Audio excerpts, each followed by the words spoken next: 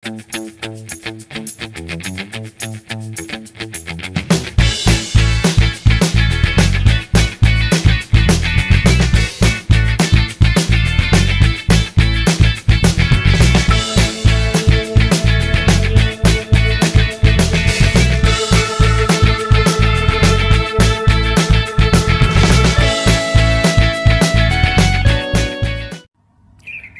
Sobat Anis Kembang, jumpa lagi dengan saya Fendi di channel Sobat Anis Kembang, sebuah channel yang konsisten menjadi tempat belajar merawat burung anis kembang. Dari kota Sidoarjo, Jawa Timur, saya menyapa semua Sobat Anis Kembang dimanapun berada. Semoga kita semua dalam keadaan sehat, penuh semangat ya, rezekinya dilancarkan, yang merawat burung anis kembang diberi kemudahan supaya bisa gacor ngerol. Nah, di video kali ini saya akan berbagi pengalaman untuk merawat burung anis kembang tipe gacor yang sedang mabung. Mabung pada burung anis kembang itu adalah siklus alami.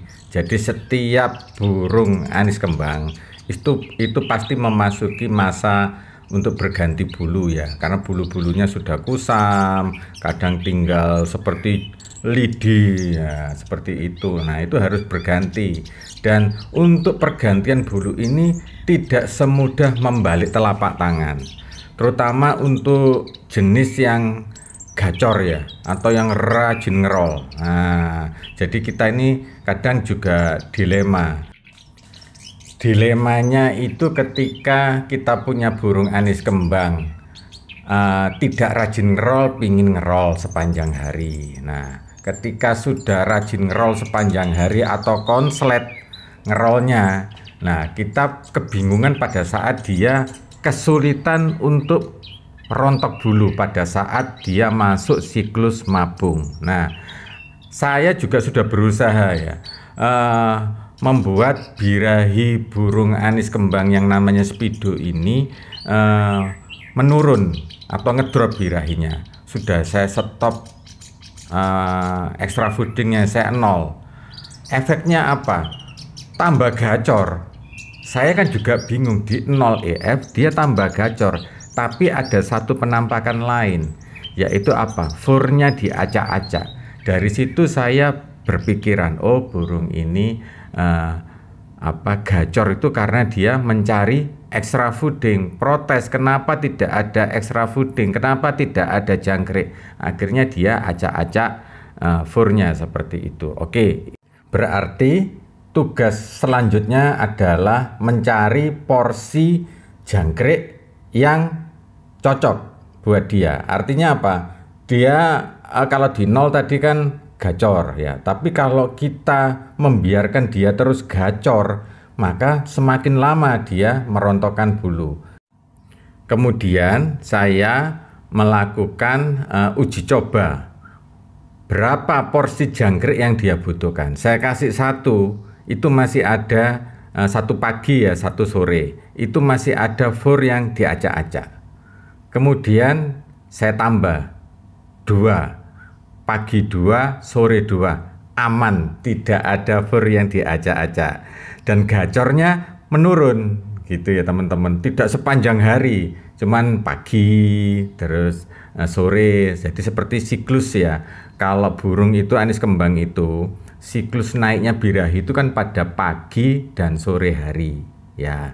Ternyata sudah benar, ini ngikuti siklus. Jadi gacornya itu ngerolnya pada saat pagi dan sore hari. Siangnya lebih banyak ngeriwi seperti itu. Sudah, akhirnya ketemu jangkriknya cuman 2, tapi tiap hari seperti itu.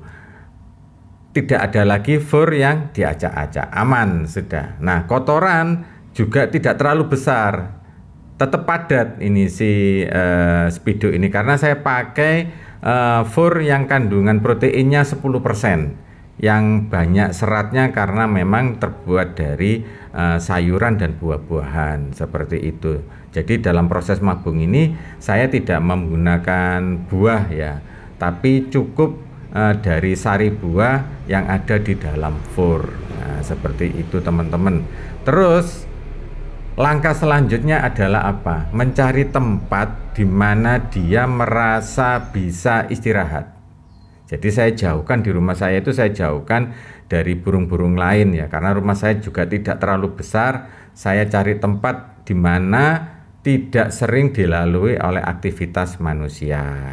Kebetulan ada di pojok rumah saya itu tempat di mana tidak terlalu sering dilewati manusia, seperti itu. Saya taruh di pojok situ, benar dia bisa istirahat untuk merontokkan bulunya seperti itu. Jadi teman-teman, dari situ kita bisa belajar ya, karena anis kembang itu dalam proses mabung tidak bisa kita juga ikut-ikutan atau tiru-tiru. Nah, seperti itu. Setiap perawat harus paham apa yang dibutuhkan oleh anis kembangnya supaya bisa rontok bulu ya. Itu teman-teman. Tidak juga harus selalu full kerodong, karena ada anis kembang saya itu yang tidak mau dikerodong. Kalau dikerodong malah macet, enggak mau rontok bulunya. Mintanya dia itu diablak. Cuman ya resikonya yang ngerol orang di rumah itu teman-teman. Ya enggak apa-apa. Ya mau gimana lagi, wong dia mintanya seperti itu. Nah, jadi teman-teman, untuk mabung itu juga tidak harus wajib di full kerodong ya. Kita kembalikan ke burungnya masing-masing. Ada yang minta diablak, ada yang minta di full kerodong, seperti itu. Kembali kepada pemilihan fur ya.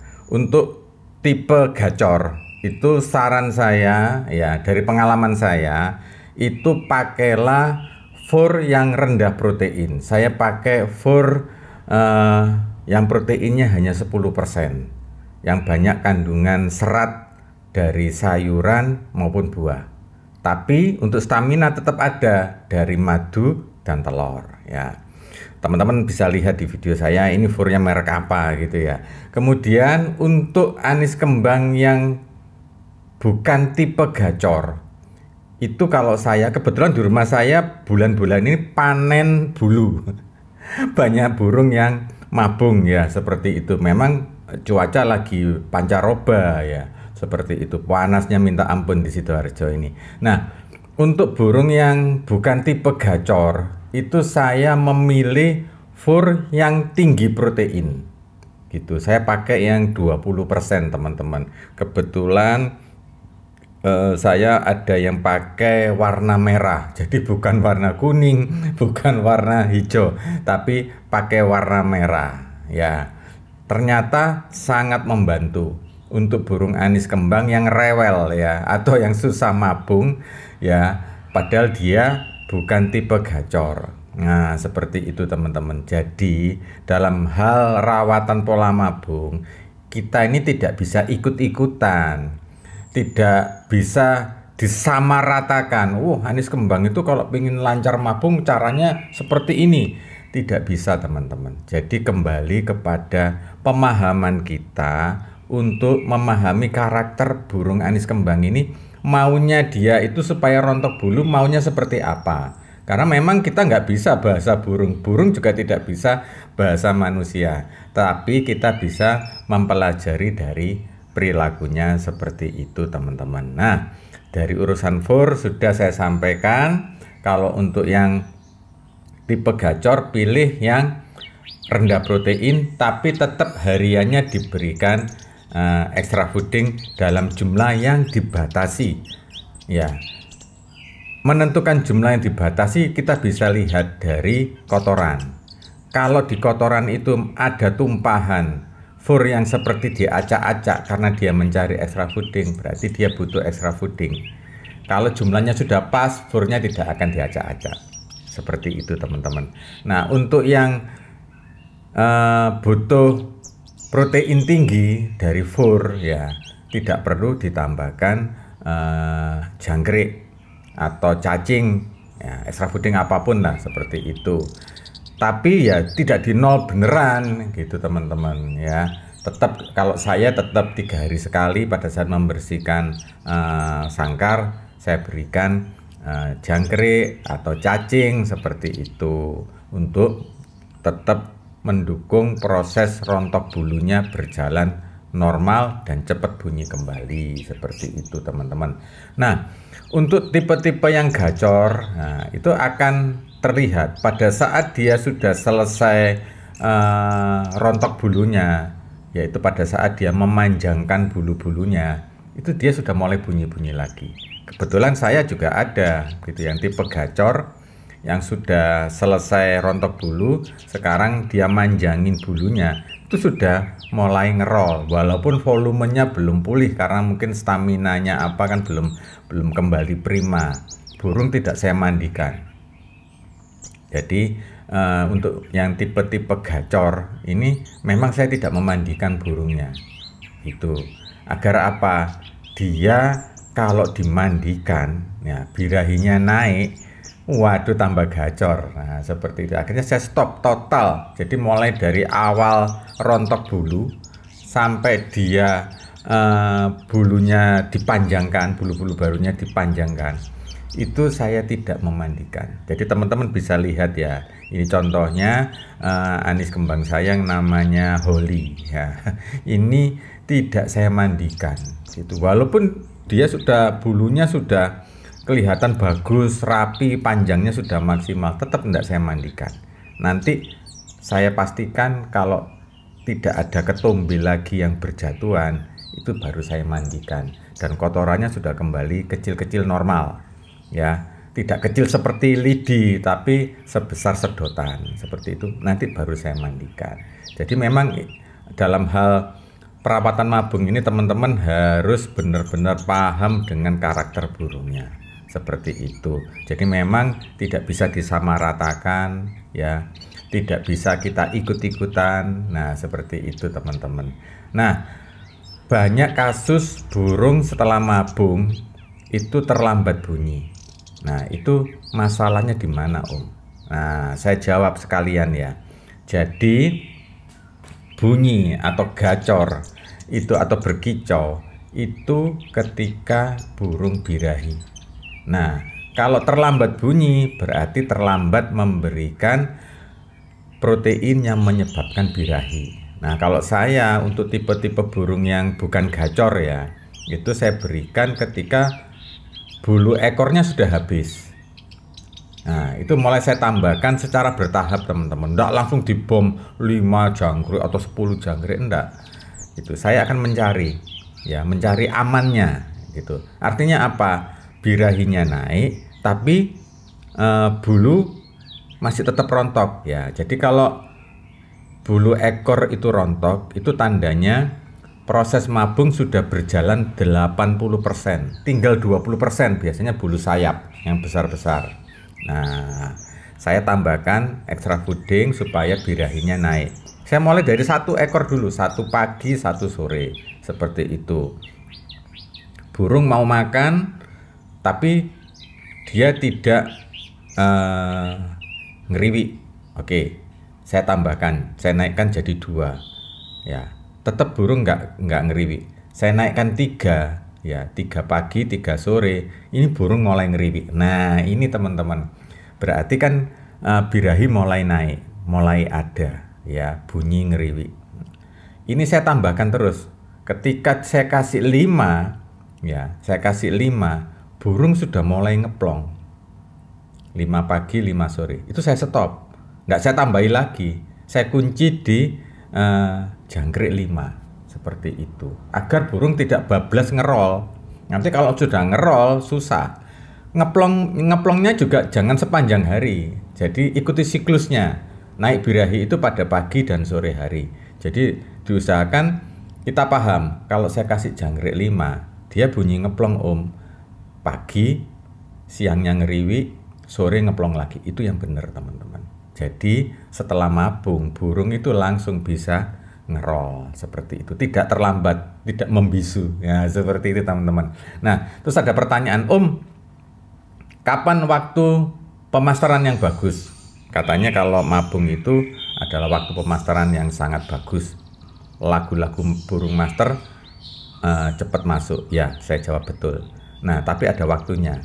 Waktu terbaik untuk pemasteran itu bukan pada saat bulu mulai rontok. Nanti kalau bulu mulai rontok kita masteri ya, kita dekatkan dengan burung master atau kita dekatkan dengan alat elektronik MP3, burung malah macet, rontok bulu karena akan terpancing emosinya. Seperti itu, dia akan berusaha membalas, nah melawan, nah seperti itu. Nah, amannya adalah pada saat dia mulai memanjangkan bulu-bulunya, ya bulu ekor, ya bulu sayap mulai dipanjangkan, itu kita masteri. Nah, kita akan evaluasi sebetulnya, kita perhatikan lagi ya, ketika bulunya mulai dipanjangkan, kita masteri. Coba teman-teman perhatikan, suara masteran didengarkan, burung ini bunyi ngeriwi apa enggak? Kalau bunyi ngeriwi berarti dia melawan, dia tidak akan pernah bisa menyimak atau berkonsentrasi merekam suara masteran. Nah, ini kita evaluasi, apakah burung masternya terlalu dekat seperti itu, atau suara MP3-nya terlalu kenceng seperti itu. Kita evaluasi ya. Yang bagus itu ketika burung masternya bunyi atau suara MP3-nya bunyi, burung diam. Itu pasti burung menyimak dan merekam suara masteran dan pasti masuk, teman-teman. Caranya seperti itu. Jangan lupa, supaya burungnya ini pinter atau cerdas, jangan lupa diberikan vitamin yang mengandung omega 3. Jangkrik itu kaya dengan omega 3, teman-teman. Nah, seperti itu. Makanya teman-teman nggak usah bingung ketika burung cendet itu kok rajin ya, berkicau, kemudian lagunya bagus-bagus, apapun ditiru. Yaitu salah satunya burung pemakan jangkrik itu rata-rata memang cerdas, karena di dalam jangkrik ada kandungan omega 3-nya untuk kesehatan otak. Nah, seperti itu teman-teman. Kalau saya tambahkan dengan minyak ikan yang mengandung DHA gitu ya, omega 3 tipis-tipis. Kalau minyak ikannya terlalu banyak, burung tidak akan mau makan gitu, teman-teman. Jadi itu dulu yang bisa saya sampaikan kepada teman-teman terkait proses perawatan burung mabung untuk tipe gacor. Kurang lebihnya saya mohon maaf. Untuk yang merasa channel ini bermanfaat ya, silakan tekan tombol like dan di-share ke teman-teman yang lain. Bagi yang baru nonton channel ini dan merasa channel ini masuk akal, memberi manfaat ya, cocok untuk burung anis kembangnya, silakan tekan tombol subscribe dan loncengnya agar tidak ketinggalan video-video saya yang terbaru. Dari Kota Sidoarjo, Jawa Timur, salam satu jiwa anis kembang, tatidut, krek krek.